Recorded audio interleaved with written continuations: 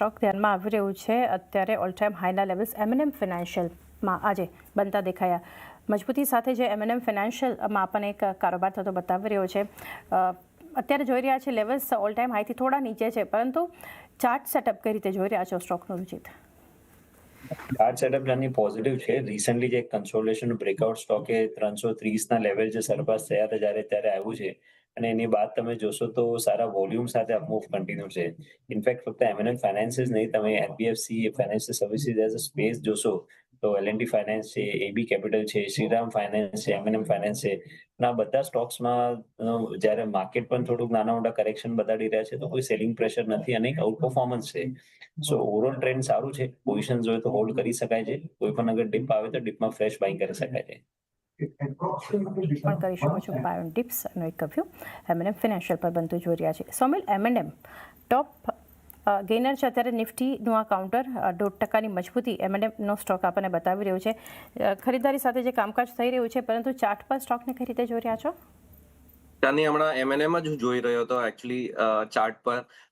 M&Mમાં એક flag pattern બહુ સમયથી બની રહ્યો છે, અને મને લાગે છે કે હવે જે હાયર ટોપ હાયર બોટમ બનવાના પાછા શરૂ થયા on the hourly charts, taking supported 20 daily moving average, મને લાગે છે કે હવે પાછો એક નવો બ્રેકઆઉટ ઉપરમાં મળશે. હવે ધ નેક્સ્ટ ટાર્ગેટ, કેમ કે આ ઓલરેડી એક મીડિયમ ટર્મ અપટ્રેન્ડમાં છે અને બહુ સારો ચાલી ચૂક્યો છે in the last 3 to 4 months. બહુ જ સારા રિટર્ન્સ આપ્યા છે. સો ધ નેક્સ્ટ ક્વેશ્ચન ઇઝ કે હવે અહીંયાથી નેક્સ્ટ ટાર્ગેટ શું રહેશે? તો નેક્સ્ટ ટાર્ગેટ એક ચેનલ પેટર્નમાં ઉપર ચાલી રહ્યો છે, અને અપર એન્ડ ઓફ ધ ચેનલનો જે ટાર્ગેટ છે એ અરાઉન્ડ 3,850 અને 3,900ની આસપાસ છે. એટલે એ ટાર્ગેટ હું એક્સપેક્ટ કરીશ આ સ્ટોક માટે, અને નીચેમાં સ્ટ્રિક્ટ સ્ટોપ લોસ લગાડવો. 3,650નો એક સ્ટ્રિક્ટ સ્ટોપ લોસ લગાડો. વ્યૂ પોઝિટિવ છે મીડિયમ ટર્મમાં, શોર્ટ ટર્મમાં બે. ફ્રેશ ખરીદારી અહીંયાથી આપણે કરી શકીએ છીએ, એટલે સ્ટોપ લોસ લગાડીને જ આની અંદર ટ્રેડ કરવું. 9,650નો એક સ્ટ્રિક્ટ સ્ટોપ લોસ સાથે એક ફ્રેશ એન્ટ્રી પણ M&Mના સ્ટોક પર તમે કાઉન્ટર પર કરી શકો છો. રિલાયન્સ ઇન્ડસ્ટ્રીઝ રુચિત જોઈ રહ્યા છીએ આ સપ્તાહ જ આપણને 52 વીક્સ હાઈના લેવલ બનતા દેખાયા હતા. આજે પણ ઇનફેક્ટ ફરી એ લેવલ્સના એક અટેમ્પ્ટ રિલાયન્સ ઇન્ડસ્ટ્રીઝ આપી રહ્યું છે. મજબૂતી અત્યારે જે સ્ટોકમાં બનતી ટોપ ગેનિંગ કાઉન્ટર્સમાંથી અત્યારે રિલાયન્સ ઇન્ડસ્ટ્રીઝ છે, પરંતુ ચાર્ટ પર જોઈએ તો કઈ રીતે આપ વ્યૂ આપશો અહીંયા? પોઝિટિવ છે સ્ટોકમાં. 20 ડેમાં પણ સ્ટોકમાં પાછલા અમુક દિવસોથી બ્રેક નથી થઈ રહ્યા, અને જેવો આપણે ઇન્ડેક્સની ચર્ચા કરી હતી ત્યારે આપણે લાર્જ કેપ સ્ટોક્સની ચર્ચા કરી હતી કે કેવી જે બાઇંગ ઇન્ટરેસ્ટ છે વધારે લાર્જ કેપ સ્ટોક્સમાં છે. તો even Reliance Industries within the large cap space I think એક લીડરશિપ લીધી છે આ માર્કેટને ઉપર લઈ જવા માટે. સો આઈ થિંક 1600 તો ઇમિડિયેટ ટાર્ગેટ લાગી રહ્યા છે, પણ પોઝિશનલી સ્ટોકમાં 1680 1660 આ રેન્જ પણ આગળ જઈને આવી શકે છે. તો ફ્રેશ બાઇંગ પણ મારા હિસાબે કરંટ લેવલ્સ ઉપર કરી શકાય છે 1530ના નીચે સ્ટોપ લોસ રાખીને 1660 સુધીના ટાર્ગેટ્સ માટે. સુધીના એક લેવલ્સ માટે એક ફ્રેશ એન્ટ્રી પણ કરી શકો છો રિલાયન્સ ઇન્ડસ્ટ્રીઝ પર. અને રિલાયન્સ પર આપણે ચર્ચા કરી છે તો એક સ્ટાન્ડર્ડ ડિસ્ક્લેમર તમારી સ્ક્રીન પર છે. સોમિલ, ટાઇટન માટેનો એક વ્યૂ લઈ લઈએ.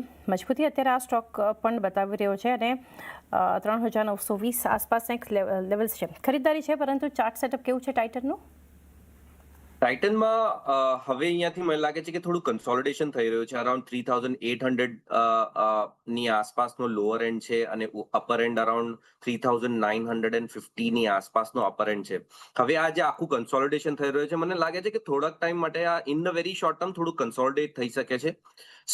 બે સપોર્ટ આપું છું, 3,840 અને બીજો support that is 20 daily moving average, 40 daily moving average 3,760. આ બે લેવલ્સ આપણે ધ્યાનમાં રાખવા. મને નથી લાગતું કે 40 ડેલી મૂવિંગ એવરેજની નીચે ટાઇટન જાય, because trend is positive. Weekly monthly charts પર હાયર ટોપ હાયર બોટમ ફોર્મેશન છે, અને આની અંદર શોર્ટ ટર્મ ટ્રેડ ન કરવું. આની અંદર પોઝિશનલી કોઈ ઊભું હોય તો 40 ડેલી મૂવિંગ એવરેજ પર એક સ્ટોપ લોસ રાખી અને ટ્રેલ કરતા જવું ઉપરની તરફ, અને પોઝિશનલી આની અંદર ટ્રેડ કરવું.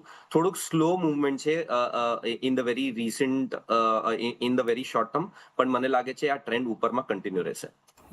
ઉપરની તરફ એક ટ્રેન્ડ કન્ટિન્યુ રહી શકે છે ટાઇટન માટે. છેલ્લે સોમિલ, એક પેટીએમનું ટેકનિકલ સેટઅપ પણ સમજી લઈએ, કારણ કે એક ફંડામેન્ટલ ચર્ચા કરી આપણે ગૌરાંગજી સાથે. મજબૂતી છે સ્ટોક, વોલ્યુમ બેઝડ બાઇંગ આપણને બતાવી રહ્યું છે. જો કે ડેઝ આઈથી સોમિલ થોડું પ્રોફિટ બુકિંગ આવ્યું છે, 10 પોઈન્ટ નીચે આવ્યું છે પેટીએમ, પરંતુ ચાર્ટ પર કઈ રીતે જોઈ રહ્યા છો?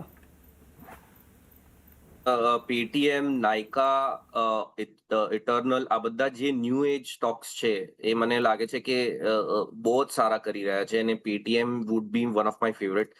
અહીંયાથી 1230 1228 આ એક લેવલ આપણે ધ્યાનમાં રાખવું. હવે આ એક સ્ટોપ લોસ બની જશે.